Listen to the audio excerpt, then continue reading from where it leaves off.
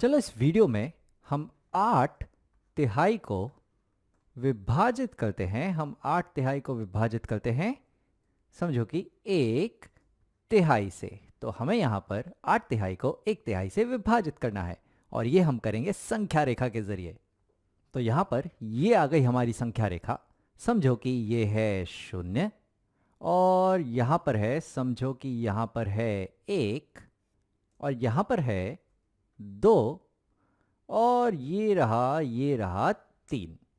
तो यहाँ पर इस संख्या रेखा पर मैंने 3 इकाइयाँ बना ली हैं और क्योंकि यहाँ पर मैं देख सकता हूँ कि यहाँ पर हमें 8 तिहाइयाँ और 1 तिहाइयाँ, यानी कि यहाँ पर हमें तिहाइयाँ चाहिए। तो चलो एक काम करते हैं, इस इकाई को हम तिहाइयों में बांट देते हैं। तो यहाँ पर ये हो जाएगा 1 तिहाई, ये हो जाएगा 2 तिहाई, ये हो जाएगा 3 तिहाई यानी कि 1।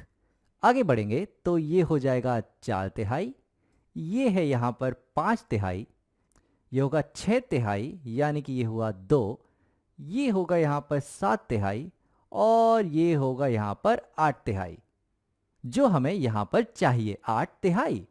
तो ये जो संख्या है, ये जो बिंदु है संख्या रेखा पर, ये दर्शा रहा है 8 तिहाई को। और सीधी सी बात है कि ये बिंदु है यहाँ पर 9 तिहाई यानी कि 9/3 यानी कि यह है 3। अब हमारा सवाल है कि हमें 8 तिहाई को, यानी कि यहां से लेकर यहां तक इस 8 तिहाई को हमें विभाजित करना है 1 तिहाई से। यानी कि हमें जानना है कि इस 8 तिहाई में 1 तिहाई के कितने भाग हैं। तो यहां पर हम देख सकते हैं कि यहां पर 1 तिहाई का ये एक भाग हुआ, ये हुआ यहां पर दूसरा भाग, ये हुआ तीसरा भाग, ये हुआ 1 तिहाई का चौथा भाग, ये हुआ पांचवा भाग, ये हुआ छठा भाग, ये होगा यहाँ पर सातवां भाग और ये होगा यहाँ पर आठवां भाग। यानी कि इस 8 तिहाई में 1 तिहाई के कुल 8 भाग हैं।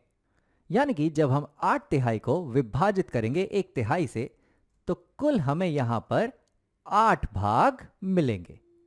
अब इसका क्या मतलब हुआ, ये जो उत्तर मिला है ये हमें कैसे मिल रहा है? तो इसको एक और तरीके से देख सकते हो।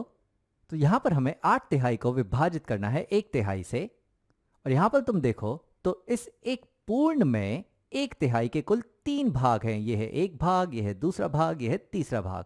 तो एक पूर्ण में 1 तिहाई के कुल 3 भाग हैं। तो 8 तिहाई में 1 तिहाई के कुल कितने भाग होंगे? तो यहां पर हम कर रहे हैं 8 तिहाई बटा 1 तिहाई। और इस सवाल को हम इस तरीके से भी देख सकते हैं कि एक पूर्ण में 1 तिहाई के 3 भाग हैं।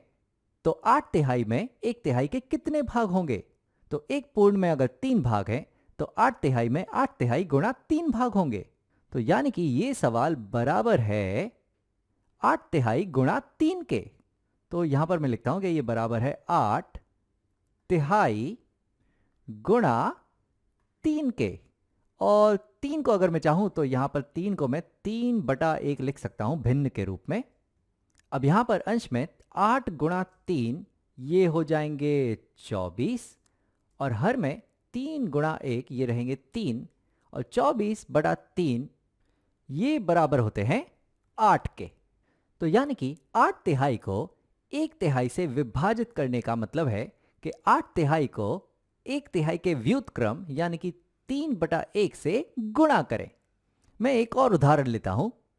समझो हमें 8 तिहाई को विभाजित करना है, हमें 8 तिहाई को विभाजित करना है 2 तिहाई से। तो अगर हमें 8 तिहाई को 2 तिहाई से विभाजित करना है तो हमें जानना है कि इस 8 तिहाई में 2 तिहाइयों के कितने भाग हैं। तो यहां पर यह है 2 तिहाई का एक भाग, यह है 2 तिहाई का दूसरा भाग, यह 2 तिहाई का तीसरा भाग और यह होगा 2 तिहाइयों का चौथा भाग। यानी कि 8 तिहाई में 2 तिहाई के कुल 4 भाग हैं। तो यहां पर 8 तिहाई बटा 2 तिहाई का उत्तर हो जाता है 4। और इस विभाजन को अगर हम इसी तरीके से समझें कि ये जो विभाजन है 8 तिहाई को विभाजन करना है हमें 2 तिहाई से, तो ये बराबर होगा कि 8 तिहाई को हम गुणा कर दें इस 2 तिहाई के व्युत्क्रम से। यानी कि ये बराबर होगा कि अगर हम 8 तिहाई को गुणा कर दें 2 तिहाई के व्युत्क्रम से यानी कि 3/2 से, तो यहां पर 8 गुणा 3 ये बराबर हो जाएंगे 24 और हर में 3 गुणा 2 ये बराबर होंगे 6 और 24/6 बराबर होते हैं 4 के, जो बिल्कुल यही उत्तर है। तो इस वीडियो में हमने जाना कि भिन्नों का जो विभाजन है वो संख्या रेखा पर हम किस तरीके से दिखा सकते हैं और उसका क्या मतलब होता है।